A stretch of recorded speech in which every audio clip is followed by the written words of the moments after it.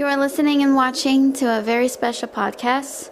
Here we have more on Rory Leigh. After she showered and she blow-dried her hair while also curling it at the ends of her strands of hair,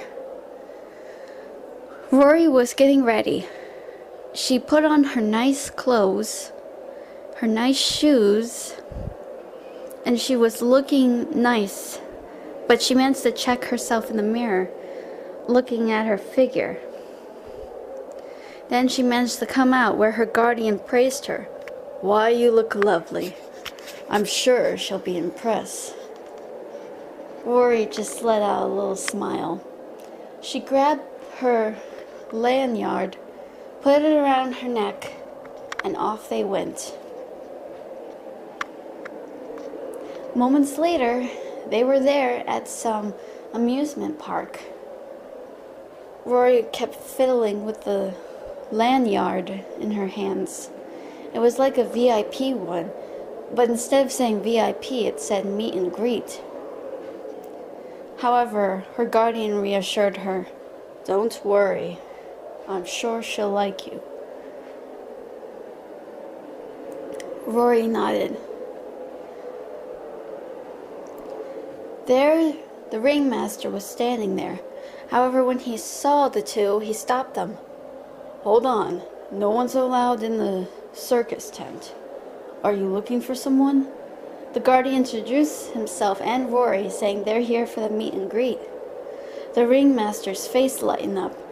"Ah, yes, you're here to see Raven Maccabee. Please, follow me." He led them inside. As he was walking ahead, his eyes looked back at the two, and he turned to Rory and asked, "Are you here to see Raven? Is she a big fan?" The ringmaster asked the guardian. The guardian just smiled and said, "Well, I'm just here to support her. But yes, she's quite a fan." The ringmaster laughed. "Of course, my debutante is quite a woman, isn't she?" he said. Rory clenched her fist. There it was again. Debutante. That hateful word she hated so much. However, her guardian put a hand on her bare shoulder and said, Now, temper, temper. Don't ruin it for yourself. Just let it go." Rory let out a big sigh and nodded. The ringmaster led them away from the clowns, the jugglers, those that can twist themselves into a pretzel knot. And finally, they reached the trapeze.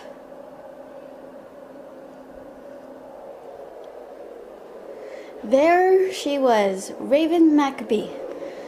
She was right there, swinging and doing her usual routine. Wow, she just knows how to be a pro. Once she was done and she managed to take a breath, the ringmaster called out, "Madam Maccabee, come on down. Your biggest fan is here to see you." Raven looked down and she smiled. After she climbed down the ladder, she went to meet Rory. There it was again. Rory could feel her heart skipping a beat. There was something so exotic looking about that beautiful girl named Raven. Raven looked so dashing. Her hair was like in wonderful waves, elegant waves.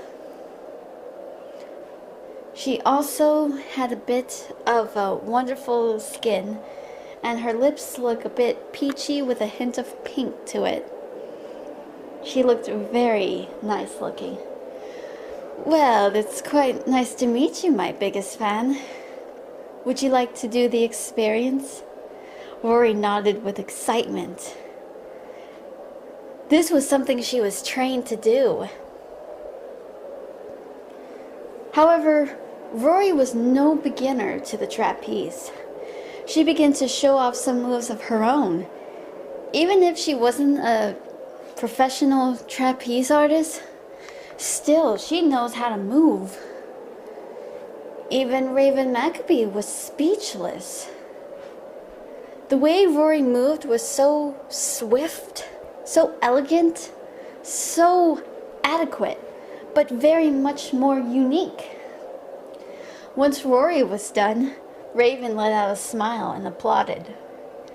Once the bar came to her, she said, "Now, let me show you how a professional does it," she said. She began to do her own routine again. However, something snapped the wire, and Raven began to plummet down to the ground. Luckily, Rory gasped. She jumped over and managed to catch Raven before she fell. Luckily, Raven was okay, but she was quite shocked that Rory was very quick. They decided to fix what happened, but there was something that troubled Raven. However, Raven managed to thank Rory for all she's done, gave her a hug, and off she went. Rory felt at ease, knowing that she helped someone. The ringmaster was also delightful, saying, "Well done, dear lady. I never knew you could do that. That was quite splendid," he said. Rory just looked a bit modest, but her guardian said, "Oh, you're just trying to make her a little shy. She knows she's quite good, but she's trying not to seem too proud. But she tries her best." Rory nodded, just looking a little bit embarrassed and modest. However, she couldn't help but feel her cheeks feeling a bit warm. The other performers in the circus were really praising her. It was so much that someone with a camera said, "Miss, please, may I take your picture?" Rory shrugged, as if, why not?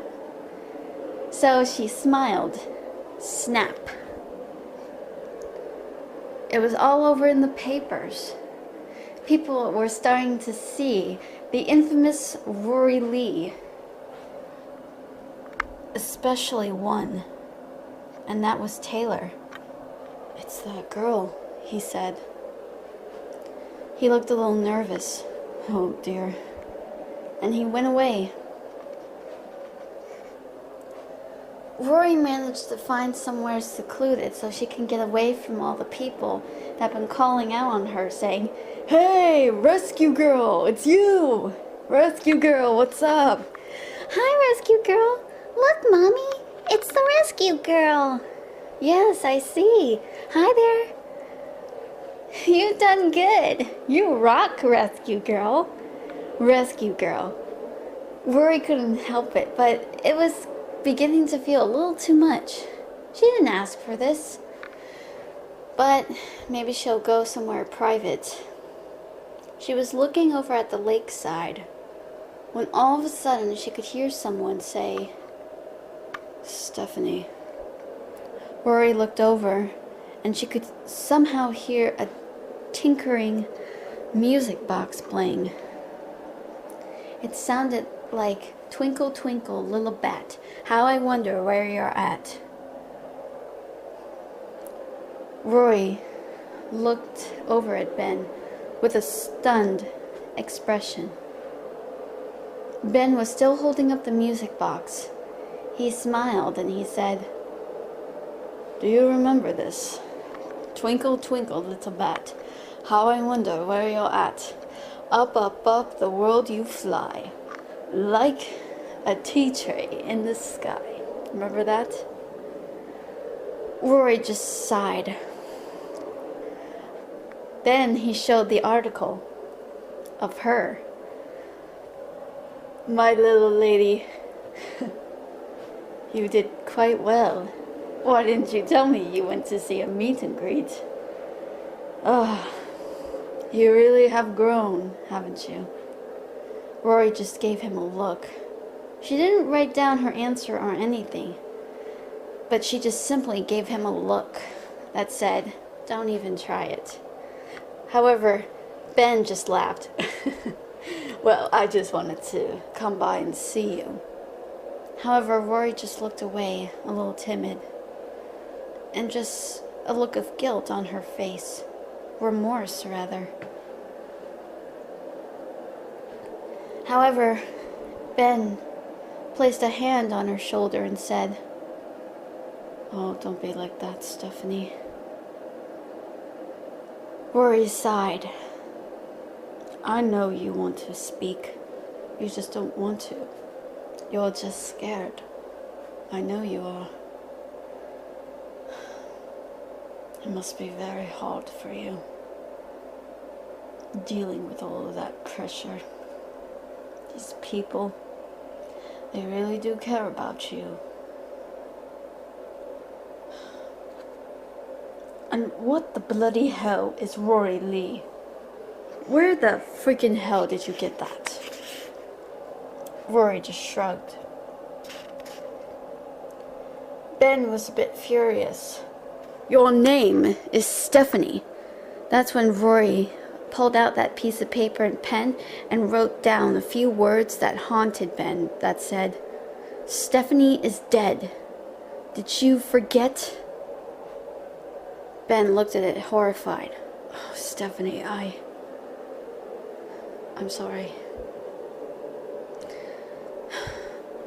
Then he lent his arms out, but Rory looked away, as if to say, "Don't." However, Ben knew her body language, so he said, "I know. But don't you miss my touch? Come." Rory was reluctant,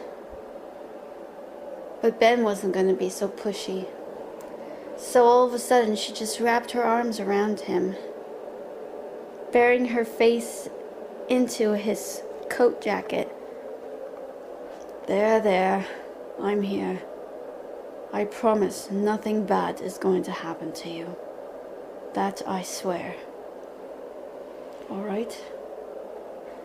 Rory nodded. "I know you want your revenge, but never forget, I will always love you. Remember that." Rory just managed to pull away for a moment and sighed, nodded. That's when she leaned over, kissed his cheek, smiled a little, and then she turned and walked away from the bridge. Thank you so much for listening and watching. See you next time.